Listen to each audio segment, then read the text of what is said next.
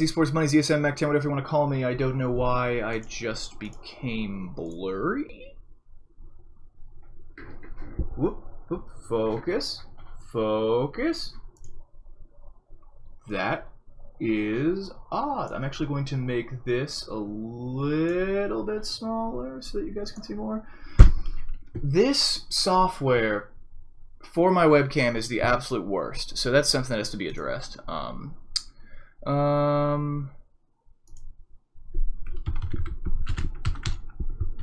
Mitter Meepo's being DDoSed. I should actually check in with him, see if I can help with that. Might be able to upload something of his if you need me to. Got pretty solid internet access, but that's interesting. Mitter Meepo's being DDoSed. Some talk about my channel and patch 7.07c analysis. So, is Mitter Meepo good? Is he okay? Is my buddy okay?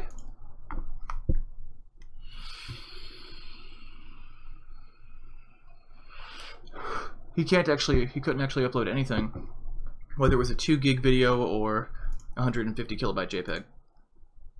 Oh, what's up, Obscure Mystic? So, today I've got a few different things to go over. I was gonna go over changes to the channel first because that's what I'm most excited about, but I am gonna go ahead and jump straight. Why is my camera the way that it is? And if I mess with it, it's going to crash. I have a roll of toilet paper here, so I'm going to take that and wipe the lens. The lens actually shrouded by glass on this, so it's very. You have to be trying if you're going to hurt it. So maybe that will improve things, but I'm pretty sure it's all software. It's all software related. Logitech has incredibly good drivers for their Brio webcam. This is their 4K webcam that I have downsampled to 1080p, running at 60 frames per second, so I look buttery smooth to you guys at home. But I've been thinking I need to change that to just keep it at 30 FPS and run it at 4K, so I look even prettier. Mr. Anonymous. Okay, cool. Alright, Mr. Anonymous. So, anyway, yeah, speaking of which, I've put a lot of money into this channel recently, and I've put even more recently. So this webcam was around $200 and some. Logitech's Brio, I think it's their only 4K webcam. At the time I bought it, it was the most expensive webcam that they made, because I thought that my my audio was acceptable, but that could be better. But we'll get to that. So. Somebody tell me in chat if you want to hear about patch 7.07c first, or if we want to do updates to the channel, updates to software and hardware optimizations, both on my end, and some of those things you definitely want to listen to, because even though they probably won't be in the video description, and YouTube probably won't send people here for that reason, I've got some tips and tricks that are going to make your computer lives easier if you live in front of a computer like I do. So. If I don't hear an answer, I'm going to go to 7.07c, because hopefully we'll get more people. Okay, yeah, cool. Patch, please.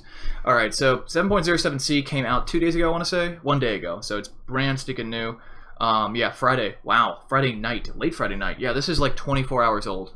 26 hours old. Okay, so bounty runes, base experience reduced by 50, or cut in half, and their growth has... It says their okay, so their growth is increased from 5 per minute to 7 per minute.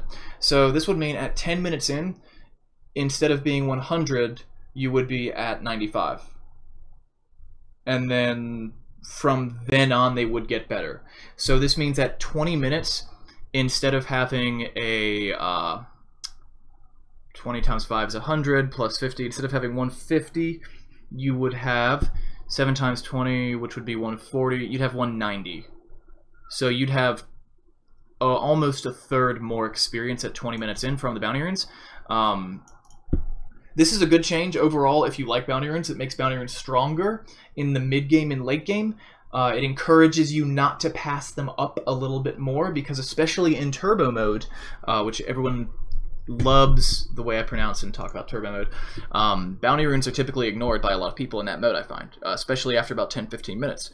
this is going to make them even more relevant, because suddenly you're talking 20 minutes, you can get a bounty rune that's going to give you 400 experience. That's a significant chunk of experience, especially if you're not a hero that farms well, which you probably are in Turbo, but either way. So that's pretty cool. It nerfs it slightly in the early game, but not that much. Like at 5 minutes in, you have 5 times 7, which is going to be 35, and then you have 25, so you're at 60 compared to what would be 75. So not a big deal, very slight nerf in the early game. TP scroll cooldown increased to 10 seconds after creep spawn. That's see, before it was like 70 or 80. So I think this is like another 20 or 30 seconds till you can use a TP. I think Ice Frog's really just trying to hammer down. We use TPs, we depend on TPs. I'm giving you a TP because I want to show you how important this thing is, but damn, you're not going to be using this to set up in the early game. Bloodstone, mana regeneration nerf. This is just a direct nod to Storm Spirit because he's super strong right now. Meteor Hammer, yeah, you can't get rune now in TP to mid, that's a good call. So, Meteor Hammer, this kind of goes along with the theme that they've been doing with Meteor Hammer lately. Like, I can see a theme now.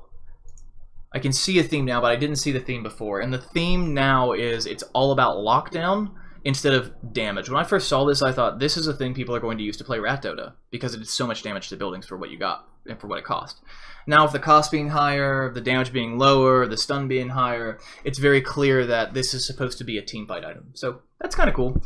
I think the ultimate thing that will cause this to be either buffed, I think this will get into a place where it will get buffed in terms of the channeling time will be reduced, and then it will be too strong, and then the channeling time will be, maybe it will probably stay the same, but like the stun will get railed down and the damage will get railed up. We will see this item change a lot in terms of what it's used for, but right now Ice Frog wants it to be a teamfight item. Aeon Disc. The damage that triggers the item will no longer drop your health below 80%. If you are 82%, the damage... oh, wow. That's pretty cool. So Aeon Disc... Okay, so basically now it says... if someone walks up to you and you're at 81 hit points, 81% of your HP, and Lena uses her ultimate on you, you're now at 80. You cannot drop below 80, and you're still invulnerable for that period of time. Also reduce the recipe even more, so this is down 150 from its original cost. So I want to say this is like 3,600, 3,500. It's getting cheaper. This item's getting buffed a lot because it's not really obvious why it's good, even though it does seem kind of good. And I think the good old Frog is trying to push people towards getting a Aeon Disc earlier, or to getting it, period. Because it is a pretty cool item, it's a very powerful item, and whenever new things come out in Dota, the developers try to push them hard because otherwise it looks like they did nothing of relevance. Neutral Troll Priest, mana regen R cut in half. Why did they do this? Because heroes that can steal neutrals or eat neutrals if you're Doom found something useful for once, and they had to nerf that because under no circumstances should it be useful. So the small camp is just supposed to be trash. You're never supposed to be desiring a small camp, so that's gone. Hero respawn time adjustments. So overall you respawn longer than you used to, but only between levels 12 and 20. And this is to make things scale more linearly. So this is... So once you get your level 2 alt, it's a pretty big jump. And that seems to be what this is all about. Making your respawn timer slightly longer at level 2 with the level 2 alt. That's pretty much all it does. I would have hypothesized that it was designed to make a line that looked like this, more like this, but it actually does the opposite. It takes a line that was kind of curved and makes it more curved. Or rather, instead of...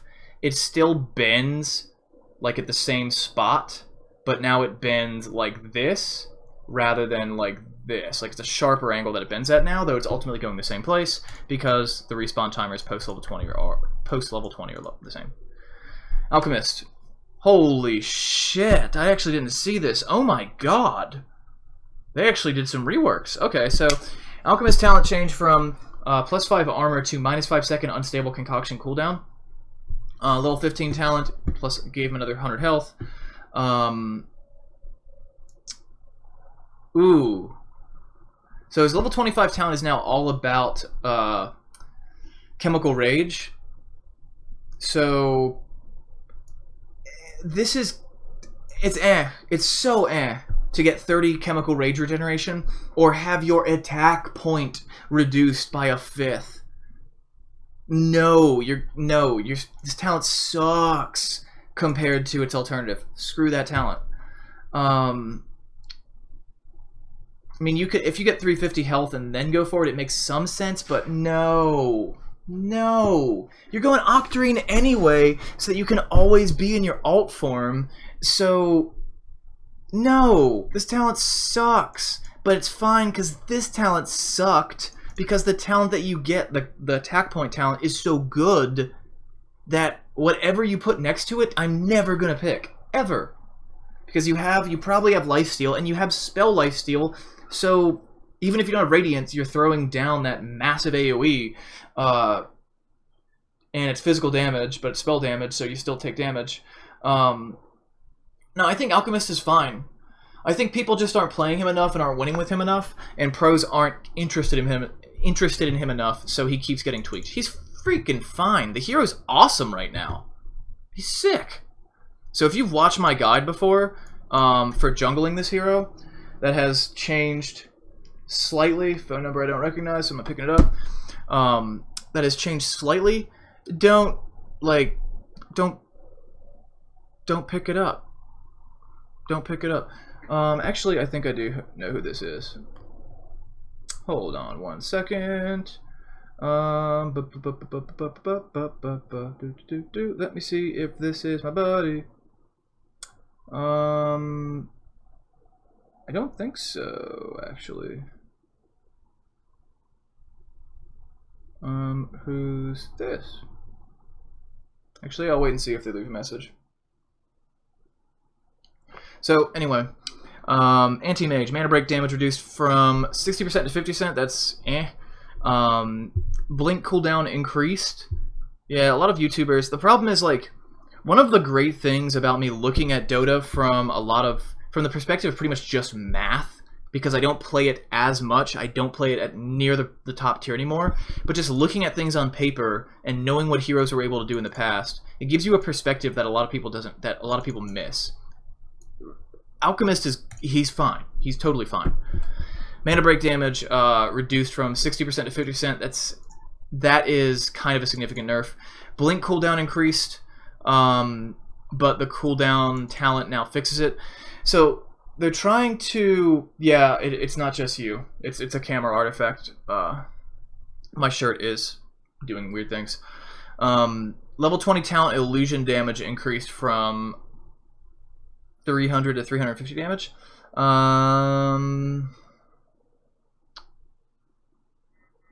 He's respectable. So Beastmaster is hold on a second. Hold on, I'm streaming, but you can come hang around 1. Sorry, it's like 10 o'clock here, and dude was trying to hang out with me tonight because I got a brand new VR title. We'll be talking about that soon. But anyway, Bane, Nightmare cast range reduced. This is actually a big deal. This is a huge deal because it forces you to put... You have to have this maxed, and you have to have why? That's so... It's so weird. But you have to have that maxed, and you have to have damage reduction maxed if you want to pull that off. So Beastmaster Wild Axe's damage reduced.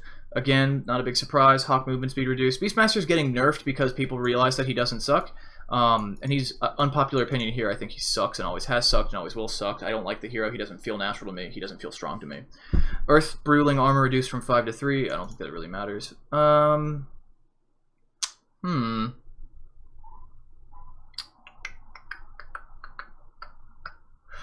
don't think this hero needed a nerf. I think that's really bad. I don't think that should have happened. Broodmother is fine. Centaur War Runner agility gain reduced. I really like this change because it's a way to nerf the hero without nerfing anything he's good at. So that's fine. It also makes it so getting armor items on him is even more important now. So it's not like just stack strength. It forces you to actually consider armor. Blade Mail is something you're probably going to want in him every game. CK Phantasm cooldown increased. This is... Holy shit, this is like the first time we actually got a nerf to CK in like years. CK's been progressively buffed for years and years and years. That's a big deal. It means he's good now. Unlike Chen, who is continually getting buffed because he's trash. Because he's harder to play than a lot of heroes that don't give you as much as a lot of heroes do. And he's not as fun as those other heroes. Meh. Power cogs, minor nerf to clock, doesn't matter. Precision aura... Like, it reduces the value points in precision, but most of the Drow players I know max precision aura by level 7 anyway, so it doesn't matter. Level 15 talent increased. It doesn't... No one cares about the Gust talent, so meh.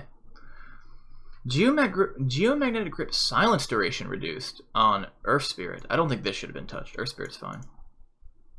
Ember Spirit.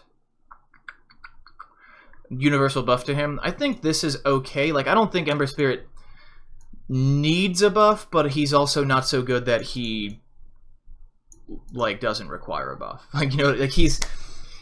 I don't know the hero that much because I never was a spammer of this hero. But he probably needed this, just based on what I've seen of him lately. Huskar base movement speed reduced by 5. This is a huge... I mean, it's not a huge deal, but I hugely agree with this change because it's a slight nerf to a hero that's really good at connecting with you, and once he connects with you, he never kills you. So making it harder to connect with you is a good change. He's really good right now too. So I don't know if anyone thinks he's good. I'm telling you right here, he's fucking awesome because he can use Aeon Disc, and then he's just balling out of control anyway. So his talents are so good. Everything about the hero is great right now. See ya, Mr. Anonymous. Lone Druid. Spirit Bear health increased from 14, 18, 23, 27. So his health on the bear is 300 higher at level 2 and...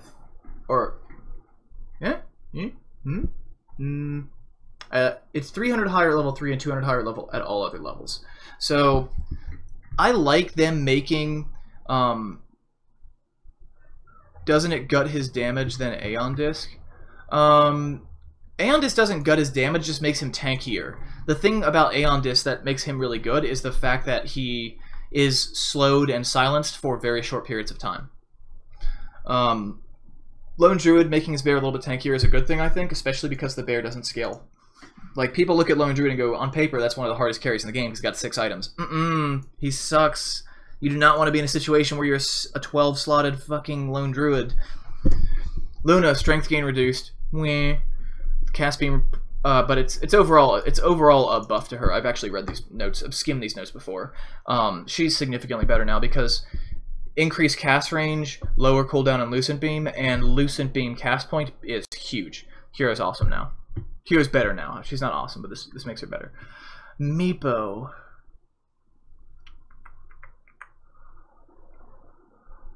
I think overall nerfs, but hard to tell. I'm not a Meepo player, so I'm mostly just glossing over the heroes that I don't play because I don't want to comment on things I didn't know about. Wow. Okay, Morphling should be good now. Morphling should be good now. Naga Siren, agility gain increased. Level 10 talent changed. Wow. So Naga might be useful now. This pretty big buff to Naga.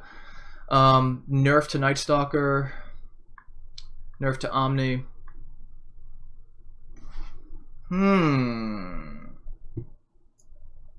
Building Sniper full shrapnel now is actually pretty viable.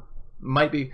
They nerfed his strength gain a little bit when they did this because a lot of people, myself included, really remember the nightmarish time before when Sniper was super strong. He was way too strong for a while.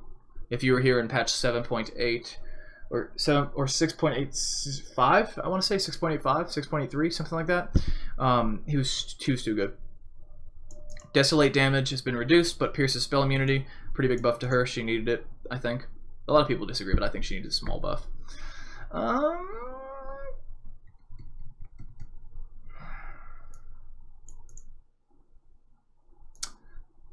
I think this is fine because Spirit Breaker is often alone, or at least initially alone, and his damage is based on movement speed, so I think this is okay.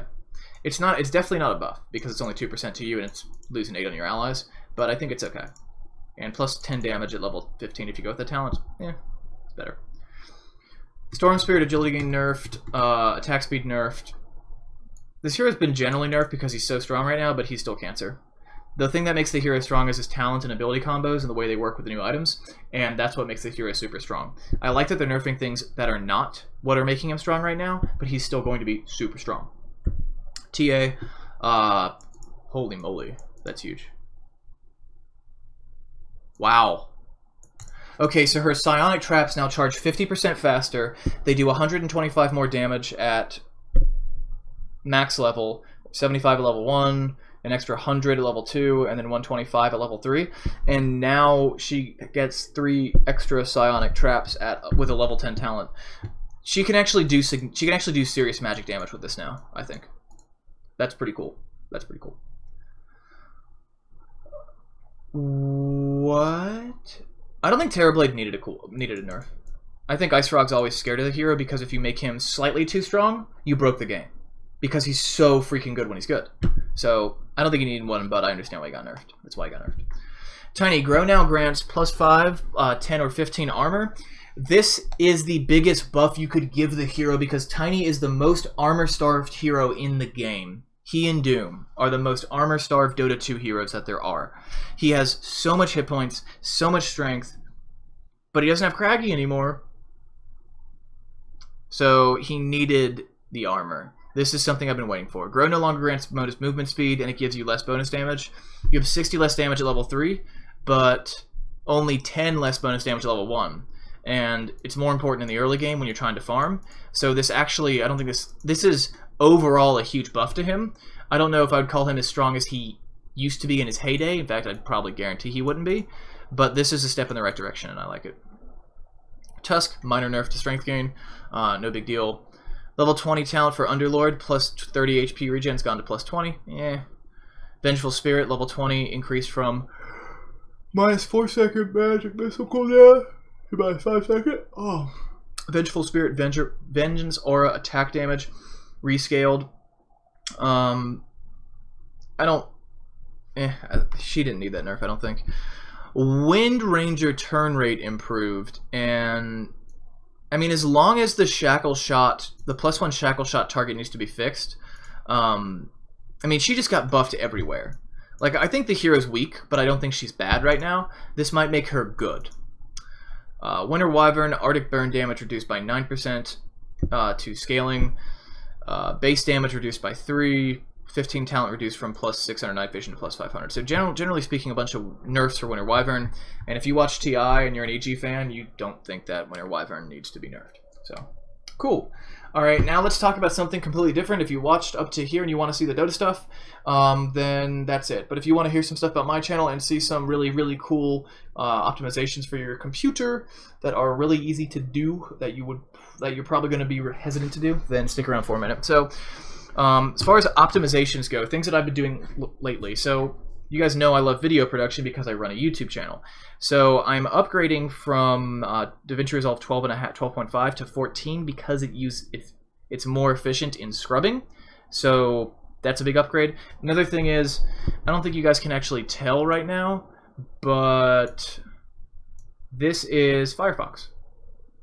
I've switched to Firefox from Chrome after using... I used to bounce back and forth between the two programs all the time, and now Firefox is better for the first time in like 4 or 5 years. Firefox Quantum has quad-core support, so it can use four CPUs at once, so it's twice as fast as Chrome. It also has better RAM optimization, and in general, like, Chrome has been getting progressively sketchier. Like, Chrome has been getting progressively more like the companies you don't like. So Firefox is ran by the Electronic Freedom Frontier, the EFF, the people that are super pro net neutrality, that like all of these tools like HTTPS everywhere, that makes it so your ISP can only see the website you're connecting to, not what you're doing on it. Ghostery, which has actually been upgraded to Privacy Badger, which is way more powerful. All the original AdBlock software. All of this stuff was designed by the same people that designed Firefox. Firefox is a way more consumer-friendly browser now, as they cling more tightly and more tightly to the principles of an open internet, and Google becomes more corporate. And I say Google becoming more corporate because Google is very pro-open internet, but that's not their MO. Their MO is to be a business, versus these guys are not. So, upgrading to DaVinci Resolve 14. Haven't done it yet, but I've just downloaded it, so I'll be experimenting with that. Hopefully we'll get more videos more quickly from me. I meant to do a video today, and this is what it turned out to be, because, yeah, Steven, I know, Firefox is sick again. This is what the video ended up being. Low production quality, because it's a live stream video and not edited, but I didn't want to inject a straight-up upload into my YouTube channel right now, because I spent several days working on that PA guide.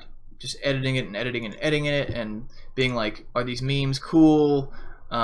Is this funny to my friends, showing them drafts? Mitter Meepo commented on it.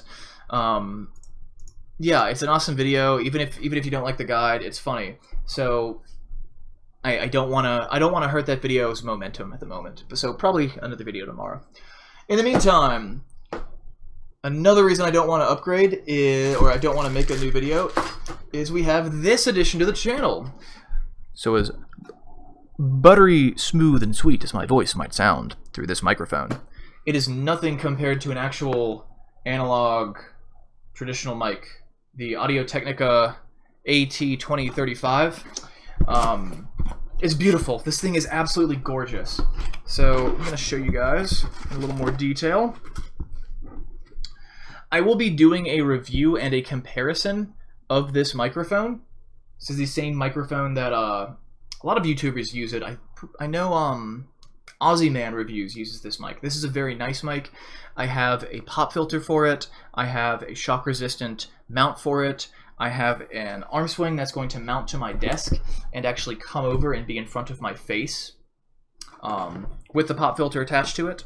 So all of that stuff is going to be featured shortly. And so when I'm recording my videos, I won't have to have this far monitor over here. So I have one monitor here with OBS. I have one monitor here. This is, yeah, probably. It's just a fancier AT2020. The AT2035 is just a fancier AT2020. That's all it is. It's just the latest and greatest AT2020.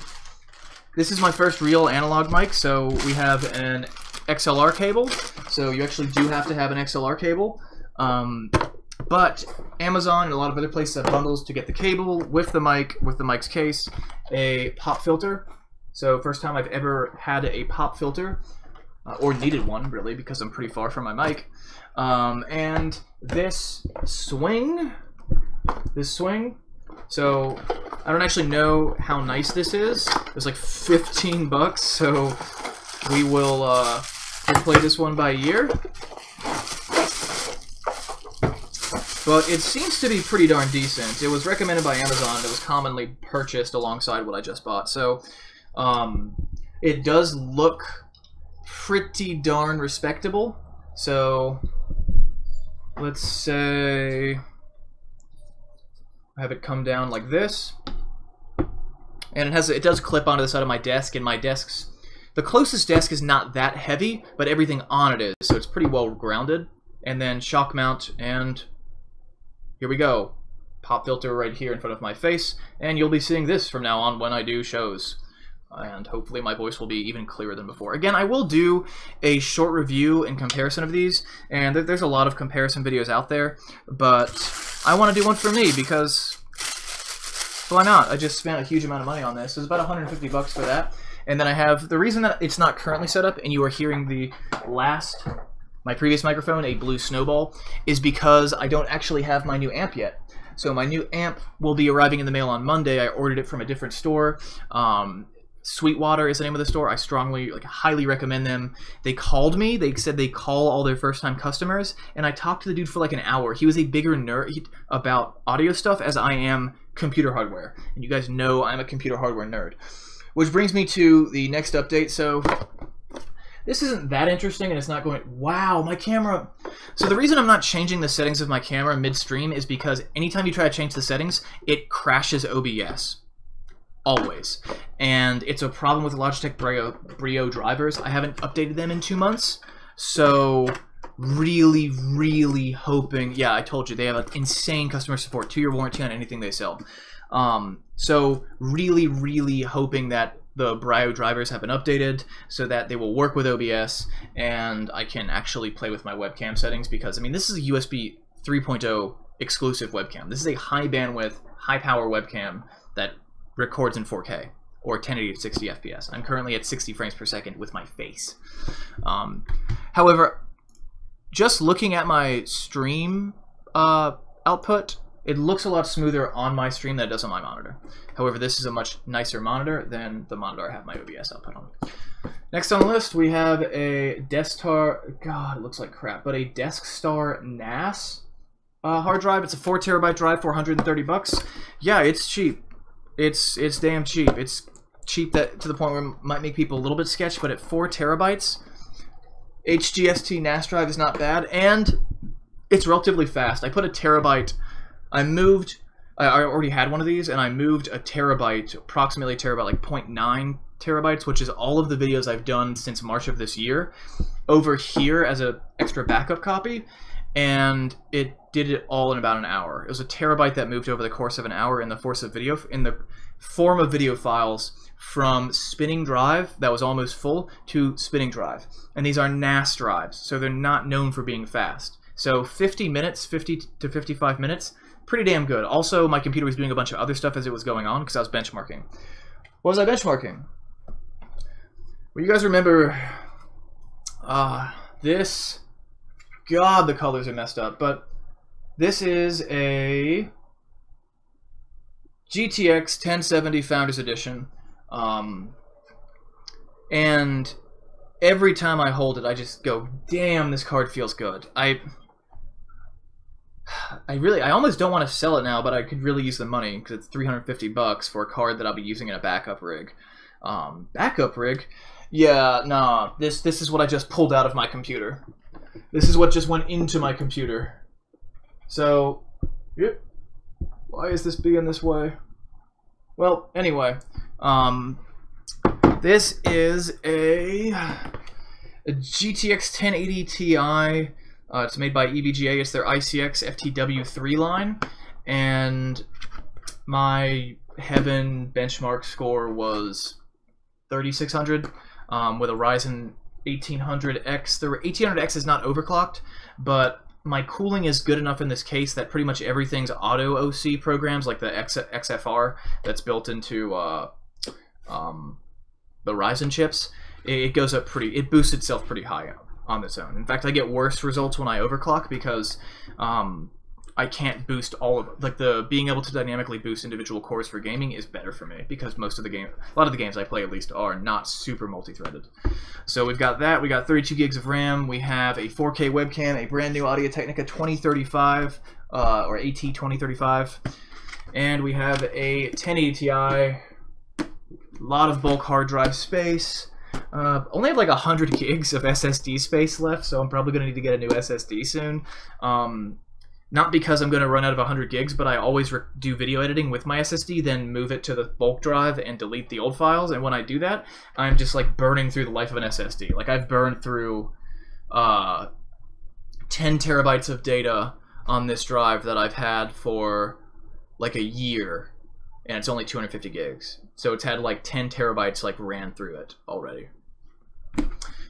So yeah, this GPU is not that important to the quality of the stream because I already had a 1070, which is a pretty beefy card. This is actually on the high end for doing 1080p content, especially because I encode everything with my CPU anyway. The one thing that this does give me is the ability to do some really incredible changes in my VR gaming, because I'm only streaming at 1080 and I'm only seeing 1080. I'm not going to buy a bigger monitor yet. I kind of am tempted to go 1440 now because I have a 1080 Ti, so I'm thinking about doing it, but I'm sticking at 1080p in terms of YouTube quality for the immediate / indefinite future. So, getting on the topic of VR stuff, there's a game called From Other Suns that you guys may have remember me making a small video about during the beta. Let me take a look. I think I got a couple hundred views on it. I think it was a stream. I don't remember if it was a stream or just a actual video. This was a game that really stirred up a lot of passion in me. It was like the first weekend of October when the game was available. Yeah, was it live streamed? I think I just recorded and uploaded it. Yeah, it was recorded and uploaded locally. So 221 views, 3 likes, 1 dislike, and 1 comment. So From Other Suns is something that I'm going to be streaming the absolute shit out of soon. I'm in love with the game. It's the most excited I've been about a game in a very long time. It's a game that has an extremely large amount of content and takes a makes very good use of VR as a platform. It's incredible. I'm absolutely in love with it. I've looked into the people that the developers were giving review copies to, and I started to realize I was bigger than a huge number of people they gave review copies to on YouTube. Like, there are people with like 1,000 or 500 or 3K subscribers, and I'm not very big at 6,700, but I'm bigger than them. And I probably could have gone to the developers and been like, please give me a copy of your game so I can review it. And not to act biased, but based on what I've seen in the beta, my doctor has suggested I don't do this review lest I strain an arm jerking you off. Like, I love the game so fucking much. If you are interested in VR, you need to own this game, period. It is the best game I've ever played in VR by a fact. I've spent about $300 over the course of a year, maybe a little over a year, on VR titles, including From Other Suns, which was $35. And this game is basically, and I hate saying this because I'm friends with so many other VR developers, but this game is like encroaching upon the territory of throw away the rest of my library, because it's so much more addictive. It is, every element, the jump scares are done in ways that I'm really comfortable with when there are jump scares. The RPG elements are done really well. The game's designed so it's not supposed to really surprise you, but it's supposed to be hard as hell. It's designed in a roguelite fashion. It's basically, imagine FTL Faster Than Light and Borderlands and Star Trek Bridge Crew, all done in VR perfectly, with excellent execution. And I talked to the developers last night before this GPU arrived, and they said you should be able to run it at twice the pixel concentration at the maximum settings without even noticing that you did it in terms of frame rate. So, with this graphics card. So I'm going to be trying that soon. I haven't actually even booted up the game or plugged in my Oculus since I got this 1080 Ti, but that's the reason I got this card. If I didn't have a VR headset, I wouldn't have bought this graphics card. I would have said I'm sticking with a 1070. Because I never had a problem with the 1070 ever. But when I've gone this far in, then I might as well go all the way. And being able to super sample twice over means that if there were a new VR headset released by Oculus tomorrow that were exactly the same as the current one in terms of specs, except double the resolution at the current frame rate, because this can run it at 2x super sampling, I'm already running at double the resolution. So that means I can run an Oculus at double the resolution it's designed to run at, which is really exciting. That's half the screen door effect. It's a big deal. So, damn, keep looking at this GTX 1070.